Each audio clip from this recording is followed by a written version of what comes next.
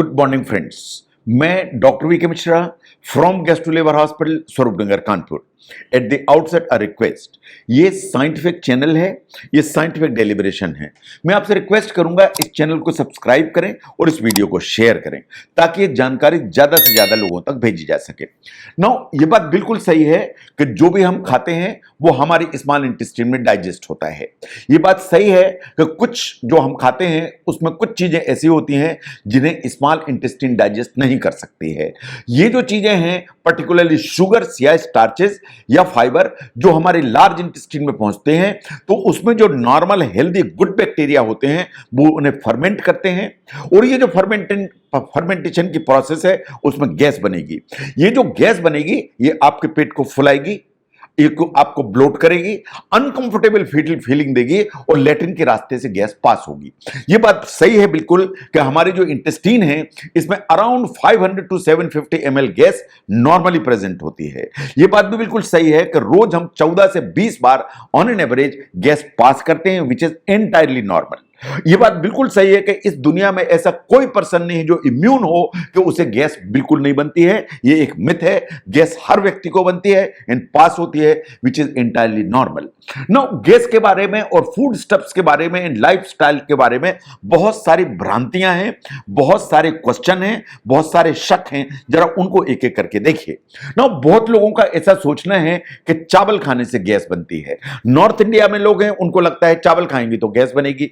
South India में लोग हैं वो सोचते हैं कि राइस से नहीं बनेगी, गेहूं खाने से गैस बनेगी। नो, क्या राइस गैस बनाता है या क्या चावल खाने से गैस बनेगी? ये सच नहीं है। जो चावल है या राइस है, राइस गैस नहीं बनाता। अगर हम दूसरी स्टार्च को देखें, जैसे जो आलू में होती है या पोटैटो में होती है, कॉर्न में होती है या मक्के में होती है, व्हीट में होती है या गेहूं में होती है, तो स्टार्च जो पोटैटो, कॉर्न और गेहूं में होती है, ये बात सही है कि ये गैस बनाने की ताकत रखते हैं। लेकिन जहां तक राइस का सवाल है कि राइस में इस तरह की स्टार्च होती है जो साइंटिफिक स्टडीज ये कहती हैं कि ये ज्यादा गैस प्रोड्यूस नहीं करती, इसको इजीली डाइजेस्टेबल माना जाता है for most of the people. तो इसलिए अगर हम बेसिकली साइंटिफिक फैक्ट्स पे देखें तो जो राइस है वो गैस नहीं बनाता या गैस मिनिमम बनाता है। नो, क्या कोई ऐसी खाने की चीजें हैं जो आपके पेट में ब्लोटिंग है या पेट फूला फूला है तो इसमें आपको हेल्प कर सकती हैं? Yes, there are things. इनको आप ध्यान से देखिए। इनको अगर आप यूज करेंगे तो आपको जो ब्लोटिंग की फीलिंग है पेट में उसमें आपको हेल्प मिलेगी। अगर हम खाने की चीजों को देखें तो अगर आप क्विनोआ खाते हैं तो यह गैस कम बनाता है तो ब्लोटिंग की फीलिंग मिनिमाइज होती है। अगर आप ओटमील खाते हैं तो इसमें वास्तव में जो गैस है कम बनेगी एंड ब्लोटिंग कम होगी। यह अलग बात है कि आपने ओटमील में बहुत सारा दूध डाला तो गैस बनेगी, लेकिन एज सच जो ओटमील है वो गैस नहीं बनाता। नाउ अगर आप पाइन एप्पल खाते हैं या आप अनानास खाते हैं तो ब्लोटिंग की फीलिंग कम होगी, क्योंकि जो पाइन एप्पल है उसमें एक एंजाइम होता है जिसे कहते हैं ब्रोमोलेन। जो ब्रोमोलेन है वास्तव में डाइजेस्टिव एंजाइम है, ये डाइजेशन में हेल्प करता है तो ब्लोटिंग को कम करता है। ऐसे ही जो पपाया है या पपीता है उसमें होता है पेपेन, ये उसमें वो एंजाइम है जो डाइजेशन में हेल्प करता है इन ब्लोटिंग को कम करता है। अगर आप कीवी फ्रूट खाते हैं तो ब्लोटिंग कम होगी। ऐसे ही अगर आप वाटरमेलन यूज करते हैं तो साइंटिफिक स्टडीज मानती हैं कि इससे ब्लोटिंग की जो फीलिंग है वो कम होगी। Now there are vegetables. अगर आप कुकुम्बर यूज करते हैं या खीरा खाते हैं, ककड़ी खाते हैं, इससे ब्लोटिंग की फीलिंग कम होती है। अगर आप कैरेट्स खाते हैं या गाजर खाते हैं, इससे भी जो ब्लोटिंग की फीलिंग है वो नीचे की तरफ आती है। अगर हम ध्यान से देखें जो फर्मेंटेड फूड्स हैं जैसे योगर्ट है, अगर आप लैक्टोज फ्री योगर्ट यूज करते हैं तो ये बात बिल्कुल सही है कि जो ब्लोटिंग की फीलिंग है वो मिनिमाइज होगी। और जो फर्मेंटेड फूड्स हैं जो अवेलेबल होते हैं I mean in other parts of the world, जैसे किमची है, कोम्बुचा है, ये उस तरह के फर्मेंटेड प्रोडक्ट हैं जो वास्तव में ब्लोटिंग कम करते हैं और जो गैस फॉर्मेशन की जो प्रक्रिया है उसको नीचे की तरफ लाते हैं। ये बात सही है कि अगर आपकी जो लाइफस्टाइल है उसको अगर आप ध्यान से देखें, उसमें थोड़े थोड़े परिवर्तन करें तो उससे फर्क पड़ेगा।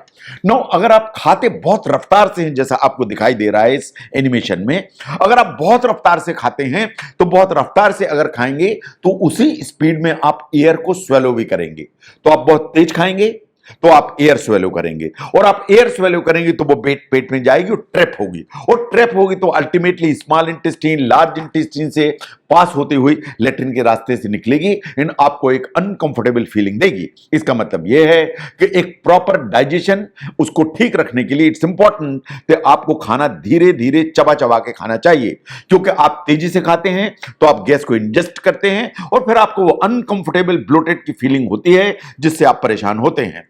नाउ अगर आपको ब्लोटिंग है और आप तेजी से कम करना चाहते हैं तो आपके पास में क्या विकल्प हैं? नाउ अगर आप ध्यान से देखें तो विकल्प अवेलेबल हैं। आप किसी भी जो मेडिकल स्टोर पर जाएं तो देयर आर सर्टेन प्रोडक्ट जो ओटीसी में अवेलेबल होते हैं या ओवर द काउंटर अवेलेबल होते हैं, जिसके लिए आपको किसी प्रिस्क्रिप्शन की जरूरत नहीं है। आप जाके कोई भी ओटीसी प्रोबायोटिक ले सकते हैं जो हेल्दी बैक्टीरिया होते हैं। ये जो हेल्दी बैक्टीरिया होते हैं ये हमारे अंदर जो बैक्टीरिया है उनका जो एक कंपोजिशन है उसको चेंज करने की ताकत रखते हैं और डाइजेशन में हेल्प करते हैं, ब्लोटिंग की फीलिंग को कम करते हैं। इसलिए प्रोबायोटिक जो हेल्दी क्वालिटी में है उनको इस्तेमाल करने की जरूरत, दैट्स नंबर 1। नंबर 2, अगर आपको पेट फूल रहा है, गैस बन रही है, इन हल्के फुल्के आपको इंडाइजेशन या खट्टी डकार आ रही है, तो आप मेडिकल स्टोर जाकर एज ओटीसी एंटासिड यूज कर सकते हैं। एंटासिड बहुत सारे नाम से आते हैं हमारे कंट्री में, डाइजीन आता है, जेलुसिल आता है, गेविस्कान आता है, बहुत सारे एंटासिड्स आते हैं। इनकी सिर्फ आपको 4 चम्मच पीने की जरूरत है एंड यू विल फाइंड कि तुरंत जो ब्लोटिंग की फीलिंग है वो धीरे धीरे धीरे धीरे कम हो जाती है। Now there are compounds like Pepto Bismol जिनमें वास्तव में कुछ चारकोल से रिलेटेड चीजें होती हैं। अगर आप इस्तेमाल इसको करते हैं तो गैस की जो अमाउंट है वो धीरे धीरे कम हो जाती है। ऐसे ही साइमेथिकान मार्केट में अवेलेबल होती है एज ओटीसी प्रोडक्ट। तो आप साइमेथिकान ले लीजिए, एक गोली उसकी खा लीजिए, या स्ट्रिप फॉर्म में आती है, आप टंग के ऊपर रख लीजिए। तो जो साइमेथिकान है वास्तव में गैस को डिसॉल्व करने की ताकत रखती है। तो अगर आपको पेट फूल रहा है और आप क्विकली उसको रिलीव करना चाहते हैं तो यही तरीके हैं। कुछ प्रोबायोटिक ले लीजिए एज ओटीसी, एंटासिड ले लीजिए एज ओटीसी, पेप्टोबिस्मॉल ले लीजिए एज ओटीसी, या साइमेथिकान ले लीजिए। इससे आपको फायदा मिलेगा और ये तुरंत ये फीलिंग जाएगी। जो ब्लोटिंग है उसको कम करने के लिए जरा लाइफस्टाइल को देखिए ध्यान से। अगर आप कोई भी एक्सरसाइज करेंगे ब्लोटिंग की फीलिंग कम होगी, आप स्ट्रेचिंग करेंगे ब्लोटिंग की फीलिंग कम होगी, आप कोई भी फिजिकल एक्टिविटी करें एनी काइंड, उससे ब्लोटिंग की फीलिंग कम हो जाएगी। लेकिन ये बात सही है कि इससे जो ब्लोटिंग की फीलिंग है उसको जाने में थोड़ा सा टाइम लगेगा। तो अगर हम ध्यान से देखें ये बहुत सारी भ्रांतियां होती हैं कि चावल से गैस बनेगी, चावल से गैस नहीं बनती।